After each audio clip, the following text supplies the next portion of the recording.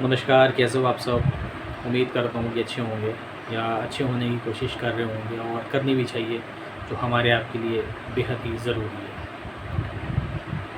दोस्तों, मैं आज आपके सामने कुछ ऐसी चीज़ों को लेकर आया हूँ जिसको हम आप ज़रूर किसी न किसी माध्यम से देख रहे हैं, समझ रहे हैं, सुन रहे हैं, लेकिन उस पर कहीं न कहीं ध्यान देने से थोड़ा-सा जो अपने आप को पीछे रख पाते हैं, क्योंकि हमारा आपका इतना बिज़ी शेड्यूल होता है, या अगर हम फ्री भी हैं तो भी शायद उन चीज़ों पर हमारा ध्यान नहीं जाता है, हम उसके लिए नहीं सोच पाते हैं।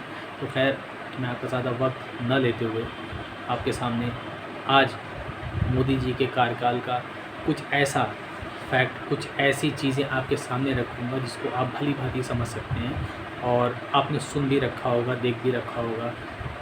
सो मैं आपका ज़्यादा वक्त ना लेते हुए मेन टॉपिक पर आता हूँ। दोस्तों, आप सब जानते हैं, जब से बीजेपी गवर्नमेंट सत्ता में आई है, राज्य सरकार हो या केंद्र, दोनों ही जगह सत्ता की फूट इस कदर बढ़ गई कि किसी भी हद तक जाने को तैयार हो गए।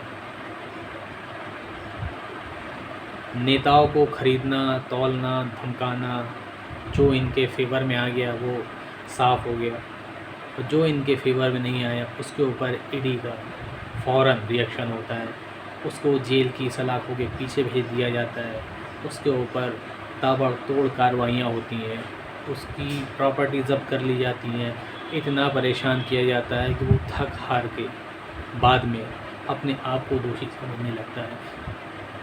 ऐसा सिर्फ केंद्र में नहीं, देश के कोने-कोने में जहाँ-जहाँ भी बीजेपी की गवर्नमेंट है। मैं सबसे पहले बात करना चाहूँगा यूपी के मुख्यमंत्री योगी आदित्यनारायण की। जैसा कि आप सभी जानते हैं कि ये अपने गढ़ में किसी को यूँ ही जीतने नहीं देना चाहते हैं, क्योंकि सत्ता की लालच, या यूँ कह लें कि अहंकार इतना है कि उसके लिए कुछ भी कर सकते हैं या कर गुज़रने की क्षमता रखते हैं। चुनाव से पहले ऐसे भाषण आते हैं इनके चुनिंदा जो नेता हैं या प्रवक्ता हैं, मंत्री विधायक की तरफ से, जिसको हम आप किस तरीके से समझते हैं वो मुझे आपको बताने की ज़रूरत नहीं है। इनके शासनकाल में जो भी मंत्री विधायक, इनके प्रवक्ता टीवी पर जाते हैं, ऐसे चैलेंज करते हैं, ऐसे भाषण देते हैं कि यूँ मानो कि जंग छिड़ गई है। जो काम अंग्रेज़ नहीं कर पाए थे, वो काम इन्होंने पूरी तरीके से संभाल रखा है और उसको एक-एक करके अंजाम देते चले आ रहे हैं। जब से देश में बीजेपी पूर्ण बहुमत से सत्ता में आई है, तब से एक-एक फ़ैसले अच्छे हों या बुरे हों, ताबड़तोड़ हमारे आपके ऊपर कहीं न कहीं वो चीज़ों को अप्लाई किया जा रहा है। हमें आपको मजबूरन उनको फॉलो करना पड़ रहा है, क्योंकि सरकार का आदेश है। मैं आपको सबसे पहले ये बताना चाहूँगा कि मुख्तार अंसारी, जिनको कुछ लोग माफिया कहते थे, कुछ लोग गुंडा कहते हैं, और वहीं पूर्वांचल के बहुत से लोग, लाखों करोड़ों लोग की बात करते हैं, उनको अपना मसीहा मानते हैं, गरीबों का हितैषी मानते हैं। आज भी उनके जाने के बाद उनके नाम के जयकारे लगते हैं। तो यूँ ही कोई अपनी छवि इस तरीके से नहीं बना पाता। उनके ख़ानदान की बात की जाए, आज़ादी से लेकर आज़ादी से पहले से लेकर अब तक उनके ख़ानदान का, उनके पूर्वजों का एक बहुत साफ़ सुथरी छवि, पूरा सहयोग हिंदुस्तान की उस क्रांति के साथ था, जिसको ये कभी नहीं बताएंगे आपको, अच्छाइयाँ कभी नहीं बताएंगे आपको, सिर्फ गलतियाँ बताएंगे।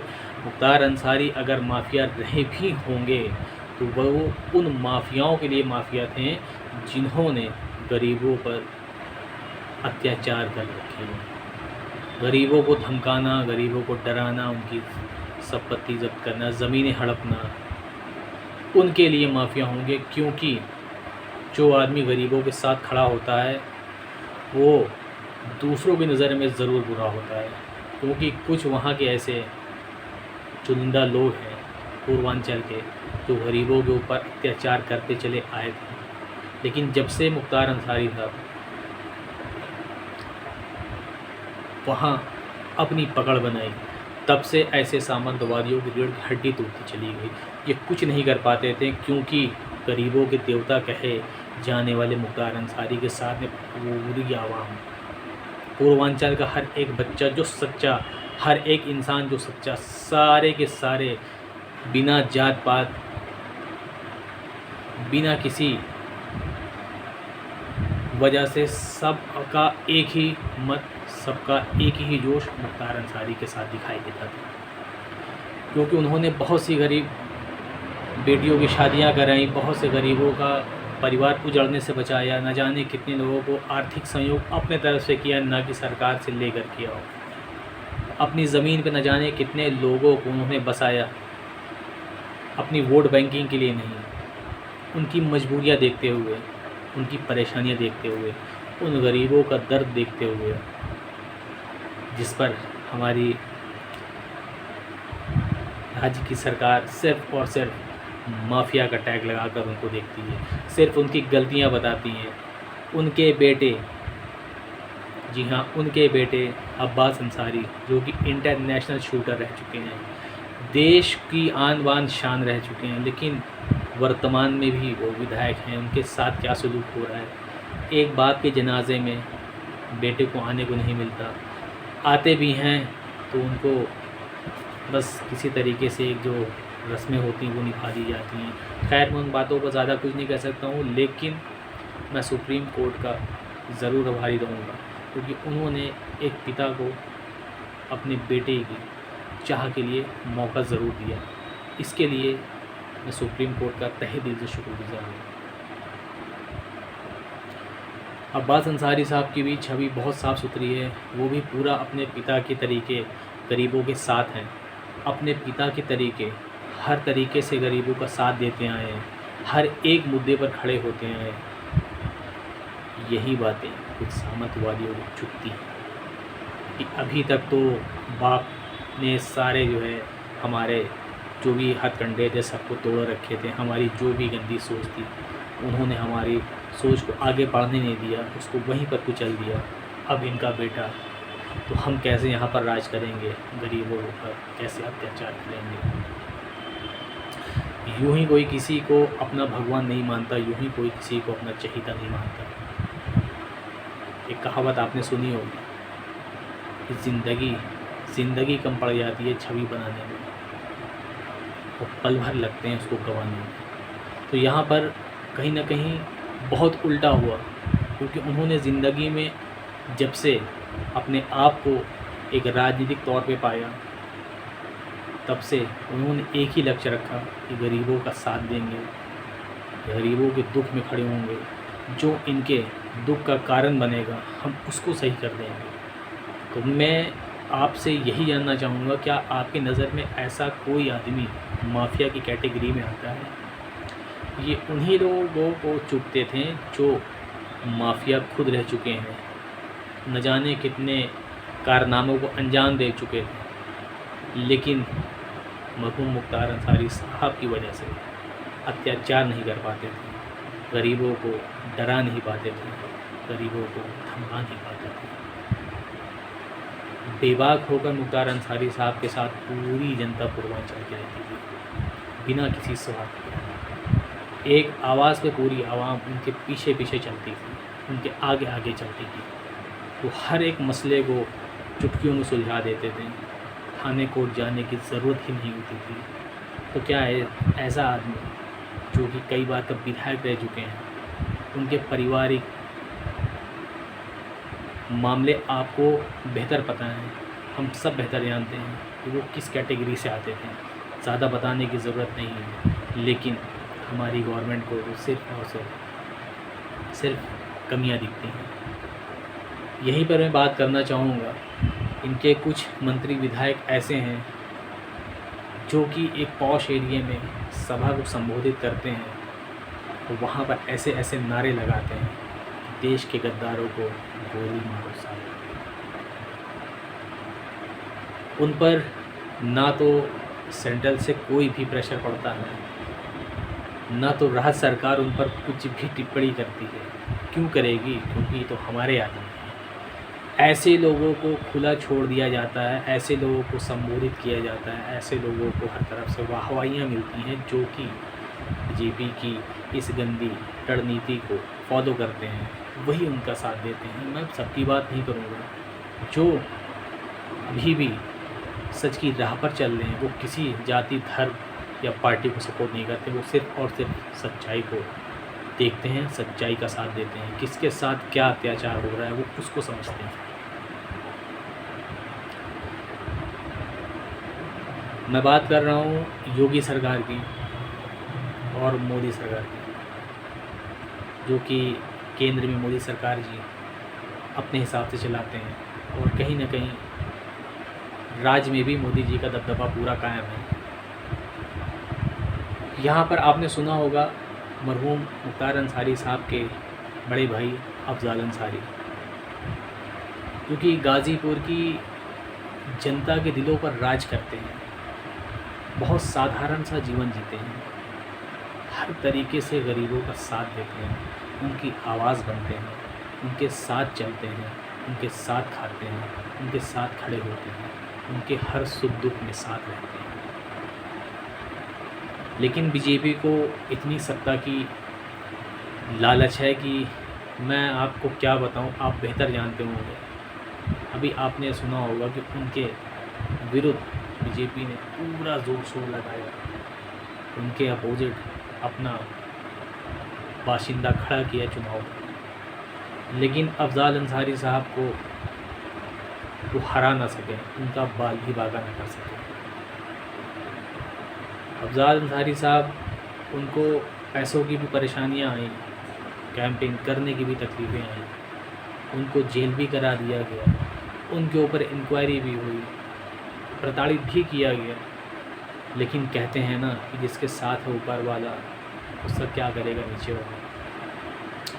अफजाल अंसारी साहब को गाज़ीपुर की जनता ने अपना नेता मानते हुए, अपना विधायक मानते हुए मोदी जी की उस आंधी को वहीं से मोड़ दिया जहां से उन्होंने भेजा था अपने कैंडिडेट को। अफजाल अंसारी साहब ने साबित कर दिया कि देश में अभी भी सच्चाई का बोलबाला है, जो हमारे आपके बीच से ही वो मैसेज जाता है। इन्होंने पूरा जोर लगा रखा था, क्योंकि इन्हें सत्ता की इतनी लालच है, इतनी लालच है, हर जगह अपना आदमी रखना, हर सीट पर इनकी नज़र रहती है। भले ही इनके अपोजिट पार्टी का नेता विधायक कितने भी अच्छे काम क्यों ना कर रहा हो, अगर उससे किसी तरीके से एक भी गलतियां हो गई या कोई बेवजह की धारा लग गई, कोई बेवजह का उन पर इल्ज़ाम लग गया हो, तो बस उन चीज़ों को निकालना, पब्लिक के सामने रखना, उन चीज़ों पर भाषण देना, नेगेटिविटी फैलाना। तो वहीं पर इनके नेता विधायक खुले में ऐसे ऐसे भाषण देते हैं। कोई एक दो की मैं बात नहीं कर रहा हूँ, आप इंटरनेट का ज़माना है, आप फ़ोन उठाएं, अपने मर्ज़ी के हिसाब से आप सर्च करें। इनके जब से सत्ता आई है तब से इनके तरफ के इतने नेता विधायक या यूँ कह लें पार्टी कार्यकर्ता हों, ऐसे अनाप शनाप भाषण देते हैं दिन दहाड़े सबके सामने।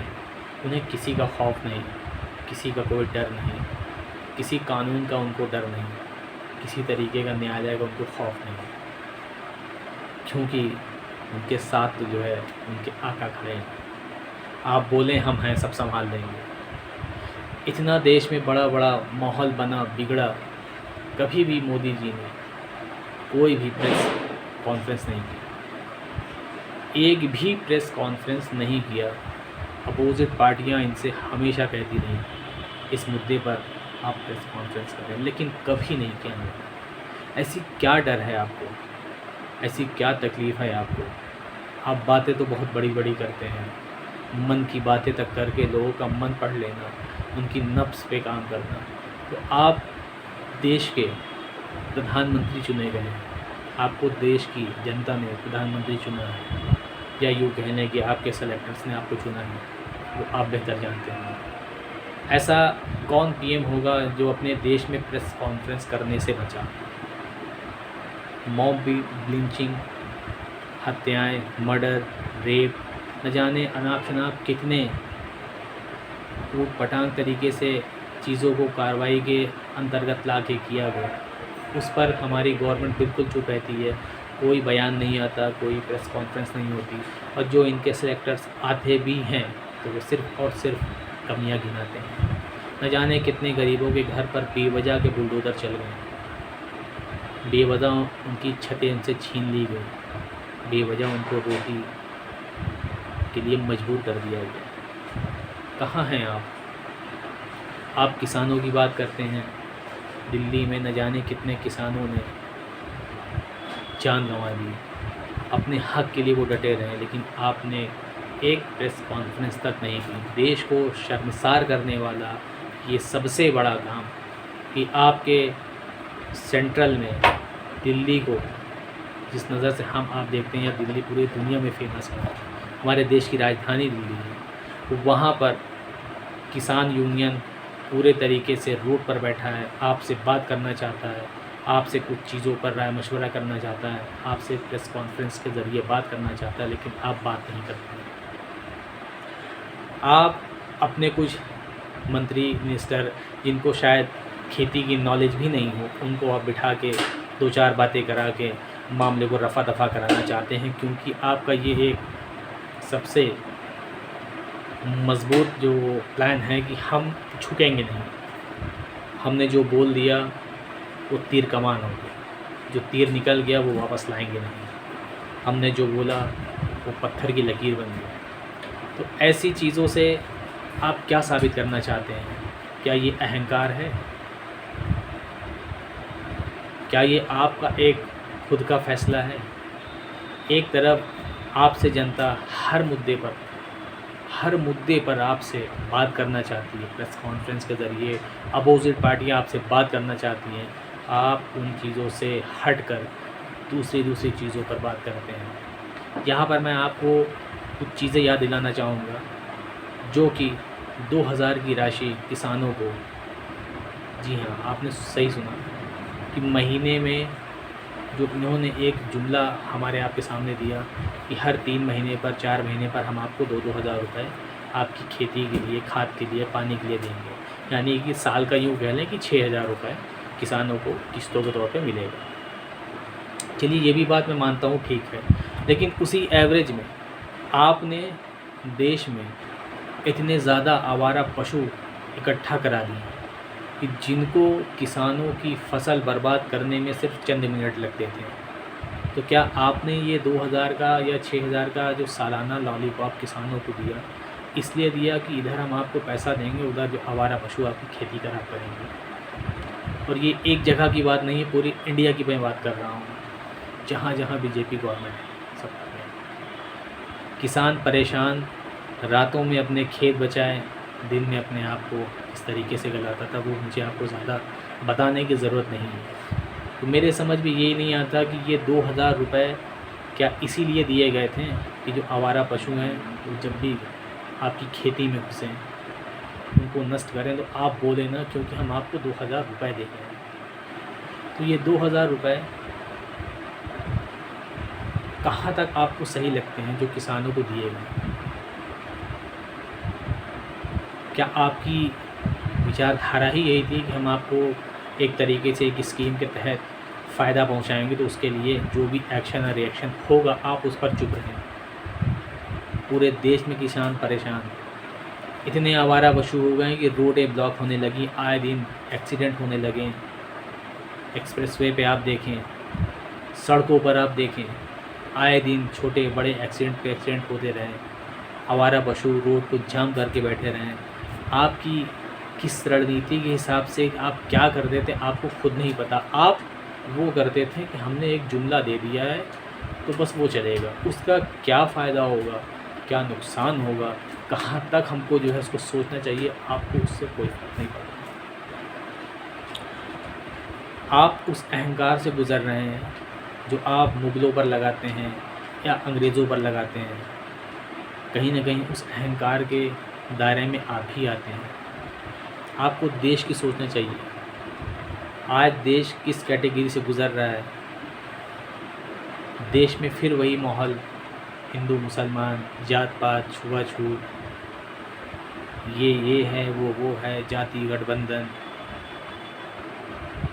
देश को आप किस तरह से कहाँ तक लेकर जा रहे हैं, जहाँ वर्ल्ड अपनी तरक्कियों में आगे बढ़ रहा है, आपने फिर से वही माहौल बना रखा है।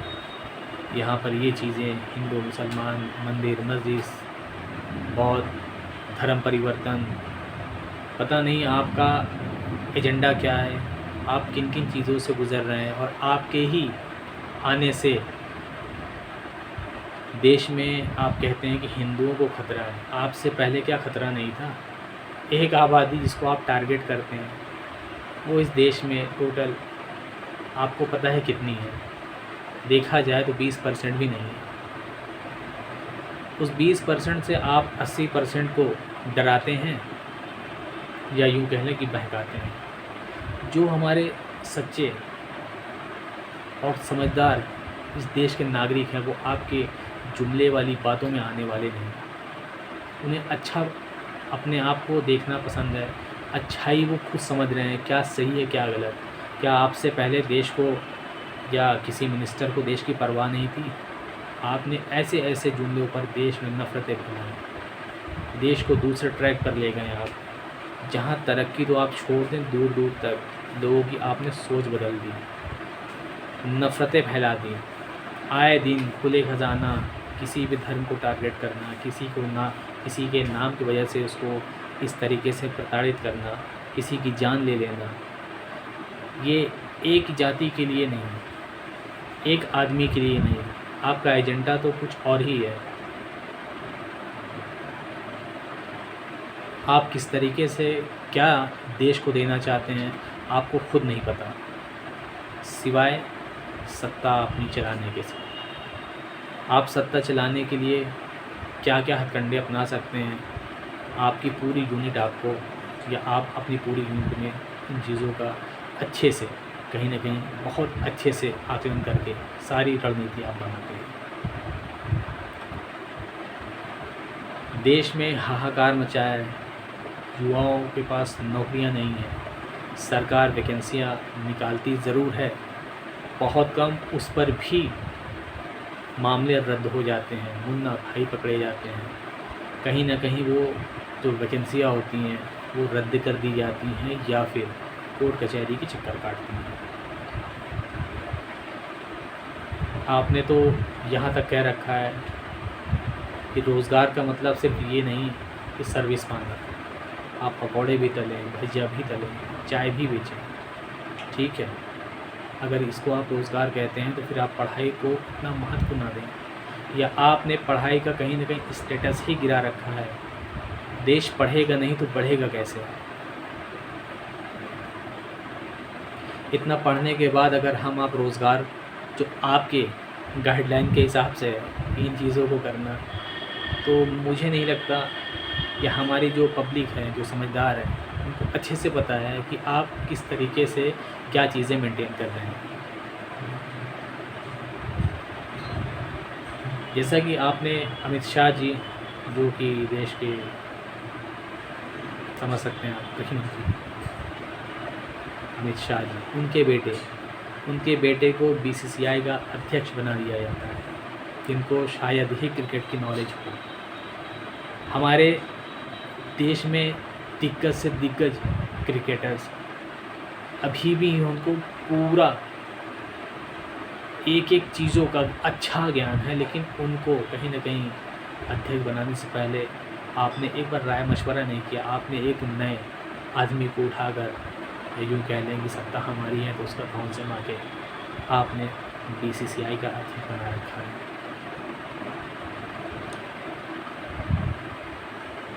जिसको नॉलेज नहीं उसको आप पावर देते हैं, जिसको नॉलेज है उससे आप पावर छीनते हैं। न जाने कितने लोग आपकी इस जुल्म को सहते आ रहे हैं, अपने आप को किस तरीके से बचाते आ रहे हैं। देश में नफ़रतों का माहौल बना है, चुनाव आते हैं तो जहाँ तक नज़र जाती है वहाँ तक नफ़रत का ही बयान होता है। आप किसी मुद्दे पर बात करने से, बेरोज़गारी से या और भी जितने भी देश में ज़रूरती मुद्दे हैं उन सब से आप परहेज़ करते हैं। सिर्फ़ और सिर्फ अब की बार 400 पार, अब की बार अनाप-शनाप जो भी चीज़ें आपके मन में आती जो कि आप एक देश के पीएम के तौर पे चुने गए हैं।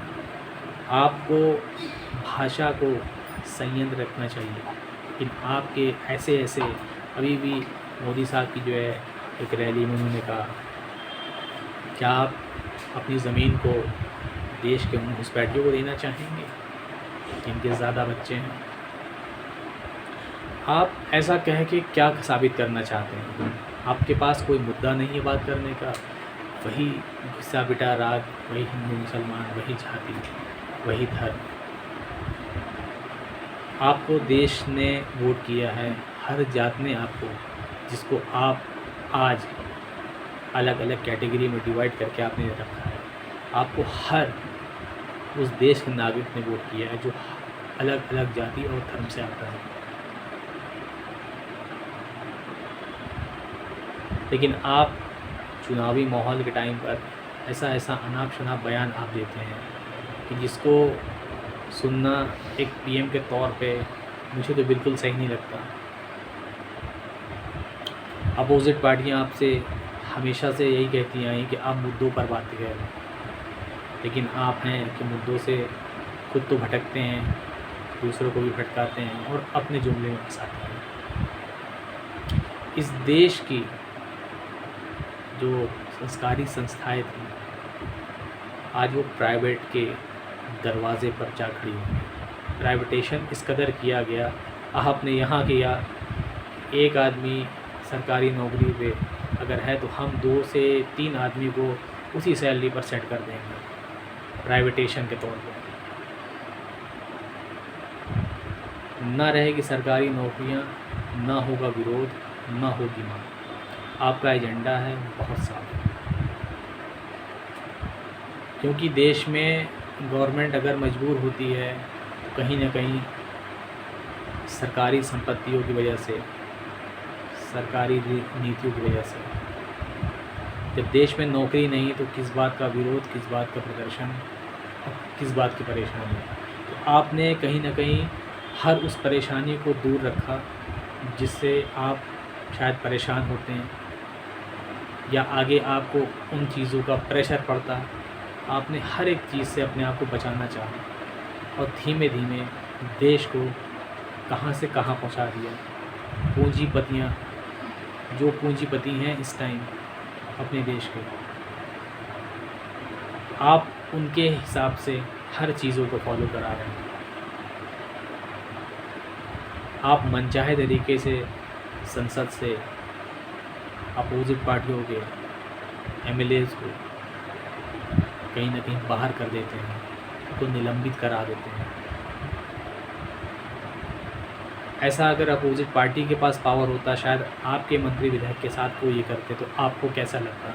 कहीं ना कहीं ये पावर दिखाना है, सत्ता का रौब है और कहीं ना कहीं ये अहंकार की श्रेणी में भी आता है।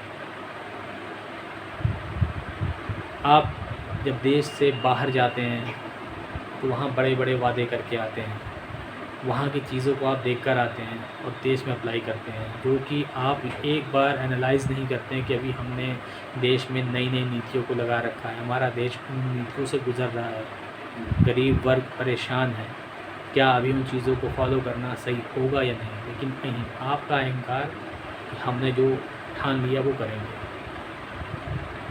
महंगाई पर मैं बात करूं तो अभी तक आप महंगाई पर अंकुश नहीं लगा सके। यही था जब कांग्रेस की सरकार थी और देश में बीजेपी अपोजिट पार्टी के तौर पे थी, तो जब भी कांग्रेस पार्टी की तरफ से कुछ भी महंगाई या किसी भी चीज़ पर कोई भी बातें होती थी तो सबसे पहला विरोध और ज़ोर और शोर से विरोध चारों कोने में होता था। पोस्टर जलते थे, रैलियाँ होती थी, उपद्रव होते थे। अब कहीं ना कहीं सरकार को पूरी तरह से घेरने का काम किया जाता था। लेकिन मैं आपको यहीं पर एक बात याद दिलाना चाहूँगा कि आज वो दौर है बीजेपी सत्ता में है, ये जब भी किसी भी चीज़ों को अप्लाई करते हैं, चाहे वो देश में किस तरीके से हानिकारक हो रही है या होगी, उसके लिए अगर कोई भी अपोजिट पार्टी विरोध करती है तो उसको पुलिस का जोर दिखा के अंदर करा दिया जाता है। पोस्टर नहीं जलने पाते हैं, टमाटर नहीं फेंकने पाते हैं, विरोध उग्र नहीं होने पाता, क्योंकि इतनी छूट दे रखी है कि हमारी छवि पर दाग नहीं लगना चाहिए। हम करें तो वाह वाह, दूसरा करे तो नहीं। ये मंशा है। मैं एक बार की बात नहीं कर रहा हूँ, आप कभी भी कोई भी वीडियोज़ में उठा के देख लें कि जहाँ पर इनके ख़िलाफ़ किसी ने प्रदर्शन करना चाहा या प्रदर्शन किया, तो वहाँ पर पुलिस की सख्ती यूँ दिखाई देती है कि मानो उसने बहुत बड़ा क्राइम कर दिया। युवा परेशान है, देश में नौकरी के लाले पड़े हैं, किसी तरीके से वो एग्ज़ाम देते हैं, अपने आप को 2-4 साल की तैयारियां करने के बाद अपने किस तरीके से खर्चे उठाते हैं, उनके घर वाले क्या क्या तकलीफ़ें झेलते हैं। उसके बाद होता क्या है कि पेपर तो जनाब होता है, पेपर के बाद फ़ौरन वो जो प्रक्रिया है वो जांच के दायरे में चली जाती है। आपके ही राज्य में ये ऐसा क्यों हो रहा है? क्या आप नौकरी देना नहीं चाहते हैं, या आपने एक सिस्टम बना रखा है कि हम आपको नौकरी का लॉलीपॉप ज़रूर देंगे लेकिन नौकरी नहीं? किस तरीके से आपका क्या मंशा है, आपका सेटअप क्या है, आप क्या सोचते हैं, देश में क्या करना चाहते हैं? इंसानियत को आप कहीं ना कहीं शर्मसार करते चले जा रहे हैं। बस जुमले आपके सर आँखों पर चढ़ के बोल रहे हैं। आपका एक जो बहुत ही बहुचर्चित नारा है, जो कि हमने आपने बेहतर तरीके सुन रखा है, इस सबका साथ और सबका विकास। तो आप साथ तो